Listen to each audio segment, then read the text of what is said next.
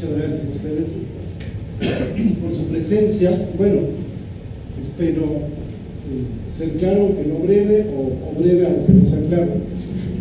Y también medio profesor, o sea, traigo unas notas, entonces va a ser medio platicado, medio leído. Quisiera centrar en las 4 categorías que nombran esta mesa: humanismo, democracia, compromiso social y universidad. Y efectivamente, como escucharon ustedes, pues vengo de la Universidad Michoacana, conocida también como Universidad Nicolaita, una universidad con reconocimiento nacional, con historia importante en la historia nacional, con estudiantes de distintos estados del país que recibe. Es una universidad generosa en ese aspecto, porque además creo que es la única universidad pública en el país actualmente que mantiene albergues estudiantiles. Tenemos 5,000 estudiantes, unos 50 albergues en el estado. Lo único que no tenemos nacional es presupuesto. ¿Sí? Es una universidad con impacto nacional, pero tiene el presupuesto de cualquier universidad estatal, o menos todavía, por ejemplo, menos que la de Guanajuato, que no recibe gente de otros lados. Muchos de Guanajuato se vienen a Morelia. Esto pues sí la hace a la universidad estar un poco agitada, un poco movida. En 2017, dentro de 2 años, se cumplirán 100 años de la fundación de la Universidad Michoacana.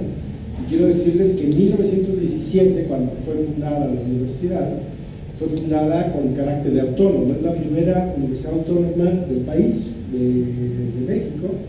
Después está la de San Luis Potosí y después la UNAM.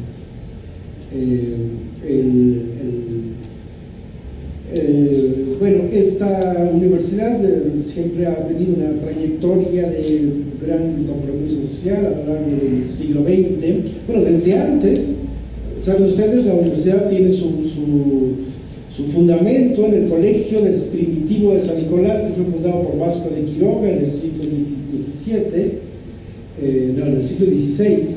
Y bueno, el Colegio de San Nicolás pues era un proyecto de universidad intercultural, de escuela intercultural. Con este ya lo fundó Vasco de Quiroga. En el siglo XVIII pues fue rector de este colegio, nada menos que el padre de la patria, don Miguel Hidalgo, donde tuvo como alumno al moreliano José María Morelos.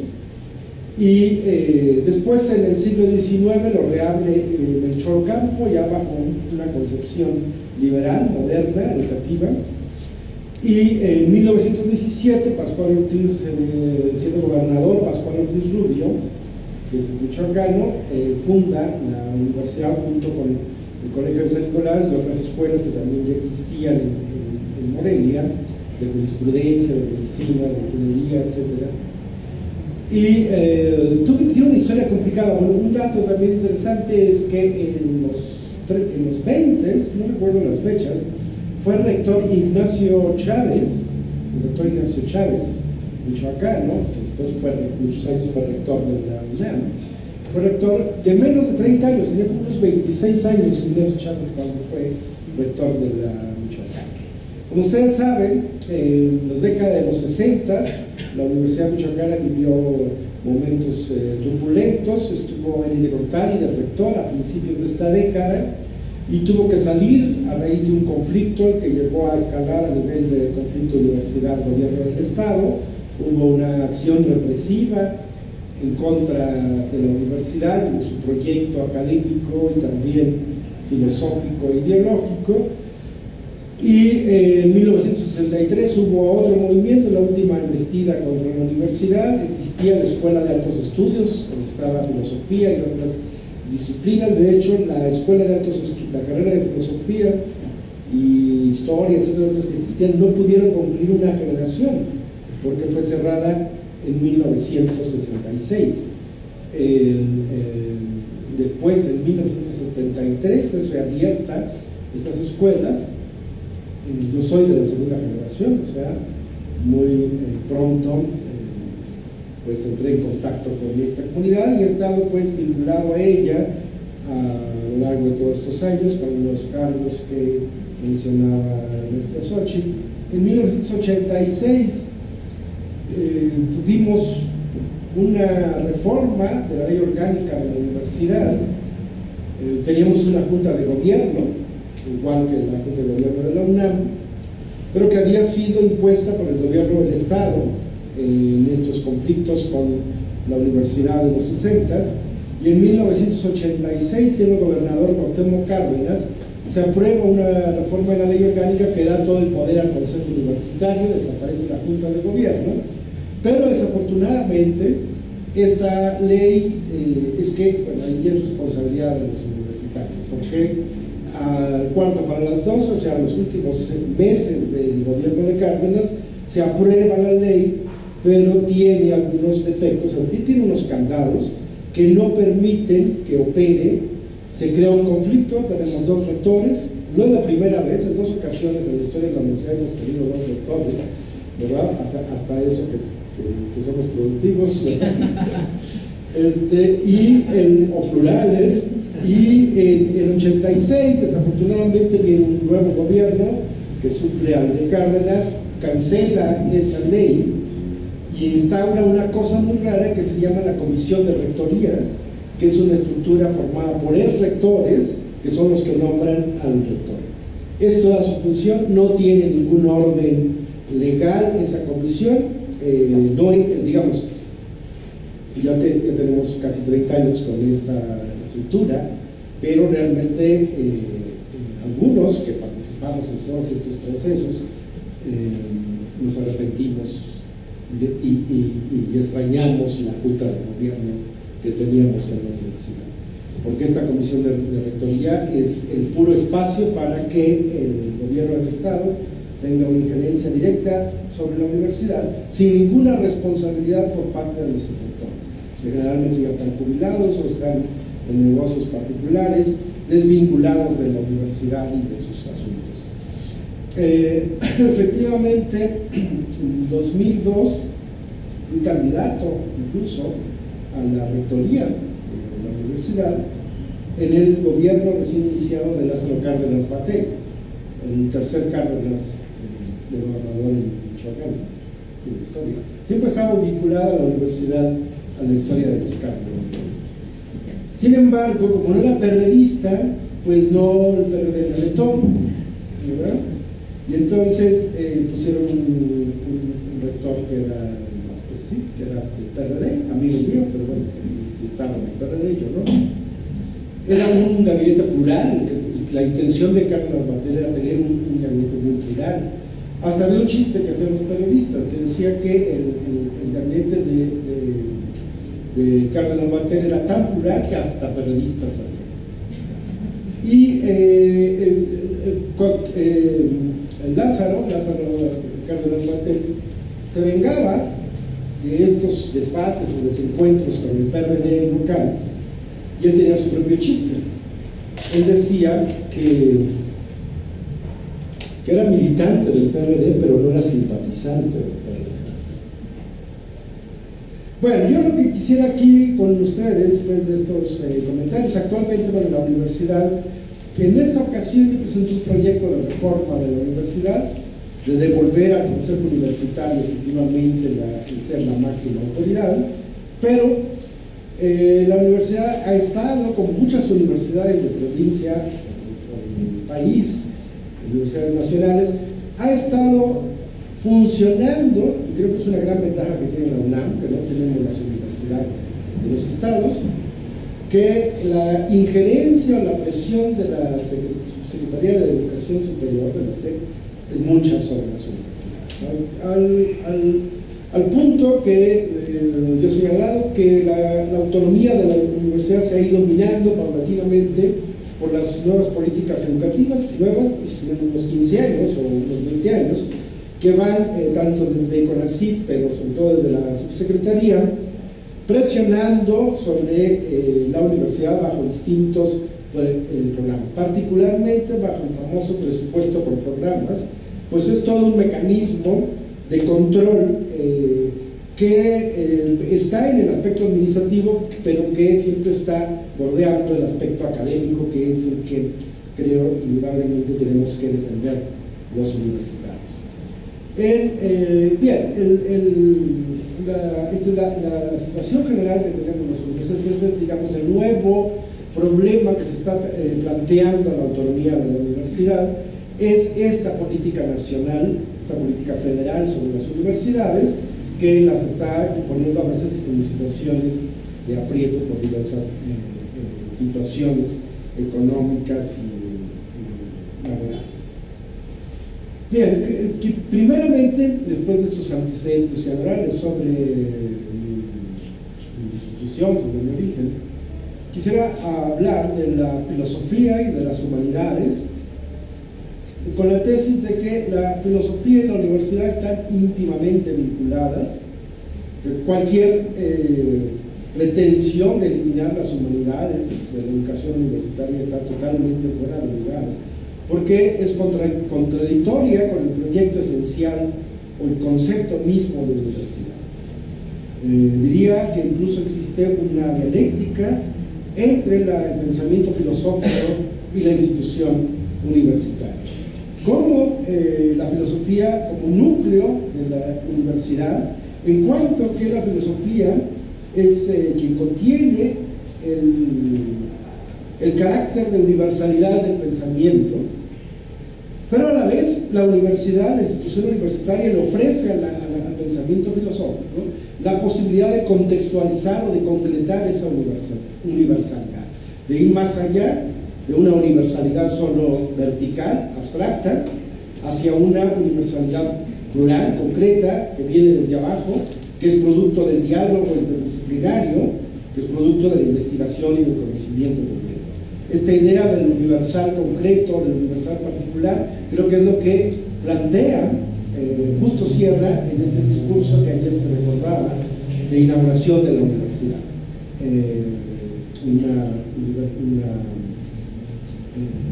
Una relación pues entre lo universal y lo particular, entre la filosofía y la universidad, que digamos, podemos formular la famosa frase de Kant acerca del proceso del conocimiento en los términos de esta relación, diciendo que filosofía sin universidad es vacía, pero universidad sin filosofía es ciega.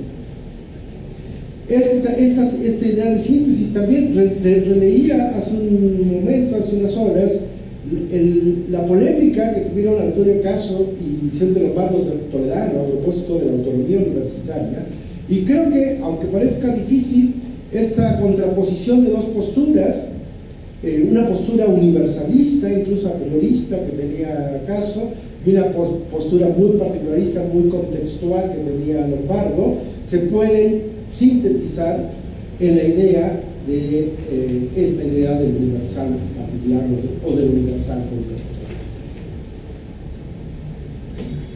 También quisiera decir, como parte de una idea de universidad, recordando a nuestro querido maestro Luis Villoro, quien alguna vez escribió también sobre el tema de la idea de universidad, del concepto de universidad, este concepto de la filosofía de Villoro, que me parece totalmente adecuado a una idea de la filosofía como proyecto esencial de la universidad, que es la idea de la doble tarea de la filosofía, la tarea crítica, la tarea de reforma del entendimiento, decía Villoro, que es una tarea que debe tener la universidad como tal, ¿verdad? El ejercicio del pensamiento crítico frente al contexto, frente al pensamiento, al conocimiento, etc.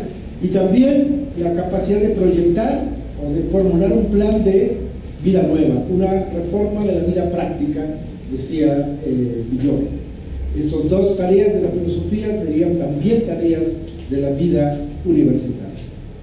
También, coincidiendo con Villoro, en la función de la filosofía universitaria como crítica a la vez del cientificismo y del irracionalismo, y postulando, afirmando una racionalidad humana, común, universal, etcétera, concreta, fuera de toda racionalidad abstracta, pero también crítica de todas las ecuaciones irracionalistas o antirracionalistas que se dan en la vida académica, en la vida universitaria, o que se dan también en el contexto social en general. Desde mi punto de vista, la universidad es una institución histórico-social y como tal, no olvidarlo, un baluarte de la humanidad. Es decir, hay un proyecto cosmopolita de la universidad, este sentido, este proyecto de universalidad que decía hace rato, pero en tanto que institución fundamental, la definiría pues como una institución histórico-social que va más allá del ser parte de un Estado. Es una institución de la sociedad o de la comunidad humana, de una comunidad histórico-humana concreta, y en tanto tal es institución de valores, de ciertos valores que son valores humanos fundamentales, y esta institución se hace a través de funciones, acciones y órdenes normativos. Los valores que institucionaliza la universidad, lo sabemos todos, bueno, pues son los valores del conocimiento, del pensamiento crítico, de la verdad, del diálogo racional, la solidaridad social a través de las aplicaciones del conocimiento, la democracia y la justicia. Son estos valores, y es la universidad como portadora de estos valores, valores históricos sociales, pero también valores universales, los que justifican y legitiman el sentido total, el sentido radical, pleno de la autonomía universitaria. Es decir, la autonomía universitaria tiene que ver con el carácter, si quieren, absoluto de estos valores, y no solamente con una concesión de tipo político, organizativo o administrativo. En ese sentido, yo me planteo que la universidad, el sentido de autonomía, en ese sentido esencial, va en contra de cualquier intento de limitar o determinar las posibilidades de la universidad, tanto los del Estado, los de las esferas gubernamentales, como los de cualquier sector social, sean partidos políticos, sean sectas, sean empresas. Y en cuanto al nivel empresarial, el concepto de universidad privada me parece un concepto falso, simplemente. Debe de llamarse de otra manera, no universidades, porque universidad privada es una contradicción en los términos. O sea, universal y privado a la vez. Y esa contradicción, bueno, pues quienes han trabajado ahí saben que se vive todos los días. Y bueno, la universidad, defender la autonomía de la universidad frente al Estado y frente a cualquier otra instancia de lo social. Por eso insistiría en que la universidad está más allá simplemente del orden estatal. En la instancia empresarial e incluso algo bastante difícil frente a la narcoempresa. Que es nuestra situación muy peligrosa, pero que tenemos en el país. En fin, entonces la autonomía remite en última instancia al poder del conocimiento, al poder del pensamiento, que este es su sentido esencial, y se trata de hacer valer este poder del conocimiento, este poder de la razón a nivel de todo el campo social.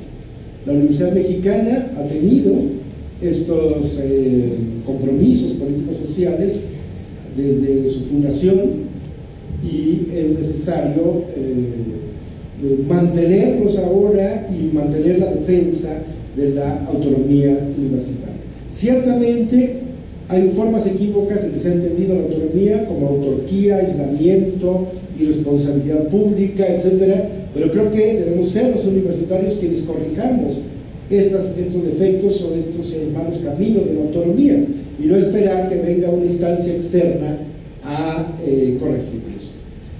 Particularmente me parece muy cuestionable la idea de certificaciones o evaluaciones de las universidades públicas con criterios ajenos a las propias universidades. Sería pues la situación de que las universidades mexicanas necesitamos definir una nueva política educativa universitaria que haga frente a las nuevas situaciones culturales y sociales que tenemos, situaciones económicas, etcétera, Sí me pronunciaría por la necesidad de procesos que den legitimidad a la autoridad universitaria, y esos procesos no pueden ser otros que los procesos democráticos, que los procedimientos democráticos. Para mí el problema, lo he vivido en la Universidad de Michoacán durante mucho tiempo, el problema mayor que tenemos es el de la legitimidad de la autoridad. No es ser demócratas por ser demócratas, sino que mientras no hay un procedimiento legítimo de elección de la autoridad va a ser débil frente a todos estos poderes fácticos y todas estas problemáticas que atraviesan las universidades. No va a tener tampoco la capacidad de compromiso social y de reclamo al poder para resolver sus problemas. Insistiría, quizás se requiere una reglamentación muy precisa para evitar las deficiencias que pueda ocasionar los procedimientos democráticos, pero no veo otra manera de reforzar la legitimidad del poder universitario que a través del proceso democrático. Quizás un proceso, una particularidad de la institución universitaria que hay que considerar es el carácter corporativo, es decir, que estemos sectorizados de la institución. Digamos que lo de voto universal quizás no podría funcionar, pero sí voto libre y secreto para elección de autoridades, sectorizado y ponderado, pero sería un procedimiento como sea mucho más democrático y que además también eso creo que se les olvida a quienes tienen temores o resquemores con los incorporar procedimientos democráticos en la universidad, una función educativa de la universidad, ¿no? Enseñar a los jóvenes, estudiantes, a la participación democrática, ¿no? Al interés por los procesos democráticos y a ser responsables de ellos. La universidad no está cumpliendo esta función, no enseña para la democracia mientras su propio orden interno no sea democrático. Y no vamos a corregir todas las deficiencias que tenemos en nuestra democracia en México, que parece que son más deficiencias que eficiencias, mientras en las propias instituciones educativas no preparemos para la democracia, no con teoría, sino con práctica democrática. Otro problema, último comentario, y lo pensé a partir de que ayer aquí se comentó en la mesa, es la necesidad de un sistema nacional de universidades públicas. Uno de los grandes problemas de las universidades mexicanas ha sido su aislamiento. No hay vínculos entre las universidades del país. La NUYES es un organismo muy informal. Necesitamos un sistema institucional de integración de la universidad pública mexicana. Digamos, hay limitantes que el carácter de la autonomía nos produce que en otros países no existen, como posibilidades de movilidad de profesorado o de estudiantes, no está permitido, porque si yo me voy a trabajar a otra universidad, pues pierdo mis derechos laborales que tengo concebidos en la universidad original. Esto debería de acabarse a través de un sistema de universidad pública, pero sobre todo sería interesante que pudiéramos determinar una política nacional universitaria o de educación superior definida por las propias universidades. Esto abonaría en la defensa de la autonomía efectiva como un valor nacional, como un valor institucional fundamental, la lucha por el presupuesto educativo, un plan nacional de desarrollo de las universidades y por ende de desarrollo científico, tecnológico, humanístico, cultural, etc. Quizás habría que empezar por un Congreso Nacional Universitario. Esta polémica entre Castro y Lombardo Toledano, que se da por ahí a mediados de los 30, no recuerdo el año exacto, en un Congreso Nacional Universitario. Yo no sé si después de aquellas épocas se han hecho, supongo que alrededor del 68, pero sobre temas específicos, pero un Congreso Nacional Universitario que nos permitiera discutir a todos, todo el país, el sentido, el destino y el valor de la universidad. Muchas gracias.